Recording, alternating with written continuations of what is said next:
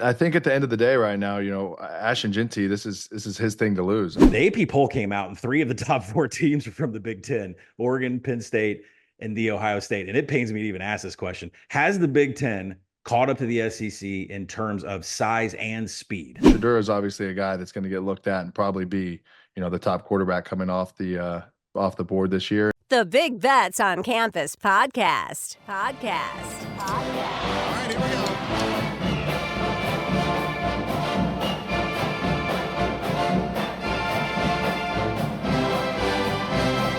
Welcome, everybody, to the Week 8 edition of Johnny's Intangibles. I'm Collin Wilson. Joining me today, of course, every week is Johnny Manziel to talk about the latest in college football. We just got done with a massive Week 7. Finally, some premier matchups in every time slot. Probably the biggest marquee weekend so far with Red River and Ohio State taking on Oregon. A lot of names came out and showed their stuff this weekend. Caleb Johnson still explosive plays for Iowa. Tawi Walker showing up for Wisconsin. They have a pulse on offense now. And of course, Tyler Warren dominated the USC defense out on the West Coast. But Johnny, let's start with this. Who is going to be your MVP of the week? Yeah, MVP of this week. I really like the way Dillon Gabriel played this week. 23 of 34, 341, two touchdowns, and another touchdown on the ground. I think when they needed him to play well and move the ball down the field, I think, Ohio State obviously gave him a lot of man looks, and he had to make some big time throws, dropping the ball in the bucket and also extending some plays with his legs a little bit to such a huge win for them, top ranked matchup that we had this week, and for Oregon to come out and get that W. I don't think they could have done it without their quarterback playing the way that he did. Yeah, amazing that this Oregon offensive coordinator Will Stein kept things off tape. We'll talk about that here in a little bit, but let's switch over and take a look at the Heisman leaderboard with the odds now. We've said this every week. You don't want to be the top one on the list. Usually they bust out, but Ashton Ginty is still there at plus 160. Dillon Gabriel has zoomed from 15-1 up to 4-1. And Travis Hunter, the biggest dive here, 3-1 down to 12-1. A lot of that has to deal with injury. He only played about 22 and 21 snaps on each side of the ball. I think, Johnny, we have to ask, if when you look at this board, you want to look for a shot for an investment. If Hunter misses this Arizona game this weekend due to injury, is this an opportunity to buy next week? I mean, I would think so. I think obviously we needed, if you're Travis Hunter and you're going through this Heisman race, the one thing that he needed to do was to stay healthy. So I think missing the game is obviously going to put him back a little bit. But it would be probably a good time to buy. I think, he's going to have to continue to play and continue to play well to keep this Heisman run that he's had going. Yeah, and I think, when you look at this Heisman leaderboard, Boise State's going on a bye. They're going to play UNLV a week from Friday. We might not see Hunter out there this week. Jackson Dart's going to be on a bye with Ole Miss. Is there a quarterback on this list who really has a chance the next week or two to jump up? Is there a name out there that kind of gets your attention? I mean, obviously, big jumper in Dillon Gabriel this week is a guy you kind of have to keep your eye on. Plus 400 is probably not a terrible investment with what they have, and for them to run the table and go undefeated. And you're looking at probably one of the best quarterbacks in the country on the top rated team. That's usually a good recipe for a Heisman season. Yeah, Oregon in line to make the playoff. Even if they go to the Big Ten championship and lose, they're making the playoff. So it's a really good bet on Dillon Gabriel right now. I think at the end of the day, right now, Ashton Ginty, this is his thing to lose. I mean, it's really, if you're looking at the Heisman race and seeing what it is, I mean, does this guy come out in a couple weeks and have 80 something yards, but still a couple touchdowns? Like, I don't really know what it's going to take to knock him down. It's really, everybody else having to come up and chase him with the performances he's put on through the first 6-7 weeks of the season. Yeah, and Ginty, by the way, I think he's got like 1,100 yards to go with 6 games to go. It's completely in reach of getting Barry Sanders' all-time single-season record. All right, let's take a look at one of the biggest plays of the game from Oregon, Ohio State. And we spoke of offensive coordinator Will Stein leaving things out of the game plan, off tape. Ohio State had never seen some of these moves before. Dillon Gabriel runs zone read. We talked about on the BBOC podcast that Gabriel's legs would be a factor in this game. But obviously, Ohio State edge JT Tuimoloau did not listen to Stuckey and I on the podcast because he completely bites on this handoff here. Dillon Gabriel takes it, tucks it, goes to the house. Now, Johnny, this looks like a Johnny Manziel play here all the way. Can you tell us Gabriel's thought process before the handoff, what he sees with this edge player, and what he's thinking after he crosses the line of scrimmage and turns the Jets on? Yeah, I think the defensive end here is just so aggressive on biting on the run play that it's obviously a really easy read for Dillon Gabriel. And, if you look at it, Ohio State has a safety that's coming downhill to stop this play at 6 or 7 yards. And Dillon just does a great job of making him miss. And then a corner getting blocked even has a chance to break this up and kind of make a tackle here. So this is, a little bit of Ohio State still being in the right spot and Dillon Gabriel just being better and making these guys miss. But, you'd like to see this DN slow play this a little bit more, make it a little bit tougher of a read on him. But he's just shot out of a cannon. And then I think, the guy who's outside of him does a great job of, taking his guy man with him and running him into the flat. So it's a really well designed play. And then at the end of the day, they have a guy to fill the hole, and he still makes a miss. Yeah, knowing if your safeties can tackle one-on-one against RPO quarterbacks is just so important here. And Ohio State did not get this play done. Toughest question I've ever asked, because Johnny, you're an SEC guy. I've got a degree from an SEC school. We are SEC guys all the way.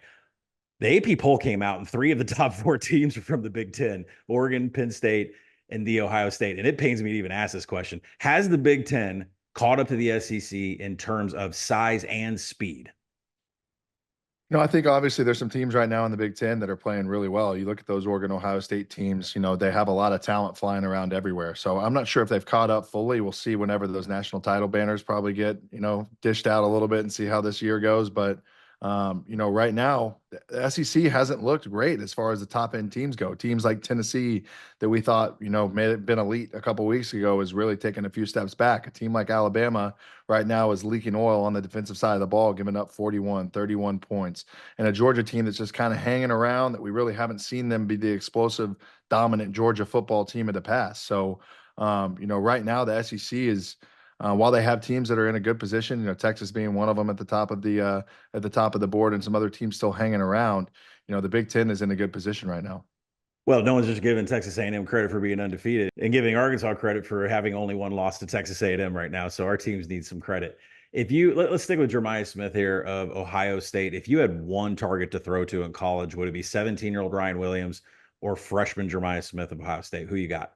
I mean, I think Jeremiah Smith of Ohio State is a guy that is going to be probably one of the best receivers that comes out of Ohio State when it's all said and done. I mean, this is like splitting hairs with 2 of these guys, but Jeremiah really has a little bit more size than Ryan Williams. Ryan Williams, obviously, what we've seen throughout the season is an absolute electric football player. But for me, a kid from Ohio State, Jeremiah Smith is a true beast.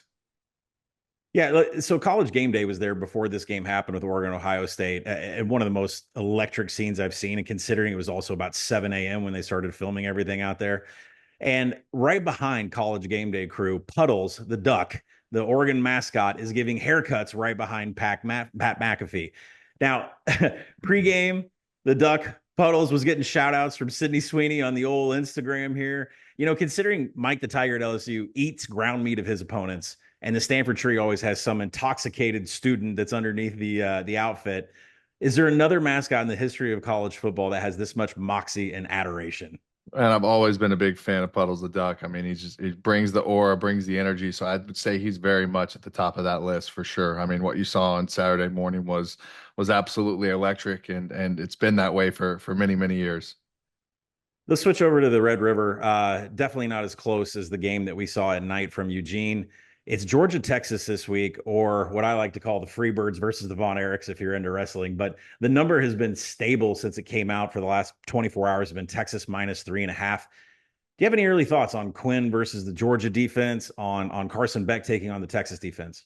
Yeah, this is obviously a game you've looked at on Texas has looked at on their schedule and known that it's going to be a huge week and a huge date.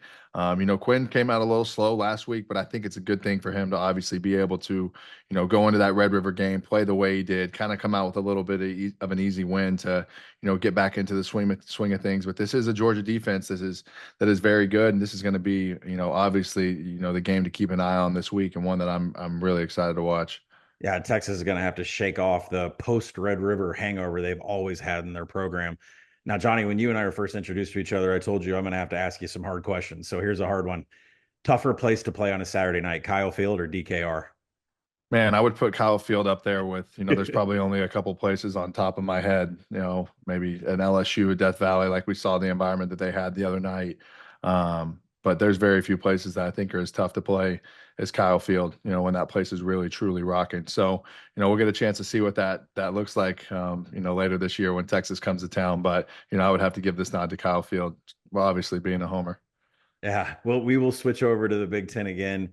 Listen, over in the LA Coliseum, Penn State managed to get down by 2 touchdowns and had a huge comeback. A lot of that was because of tight end Tyler Warren, who averaged 6 targets per game as a tight end in Andy Kotelnicki's offense through the first 5 weeks. He had 20 targets, 17 catches, 224 yards. Looked like a man playing with children in that USC secondary.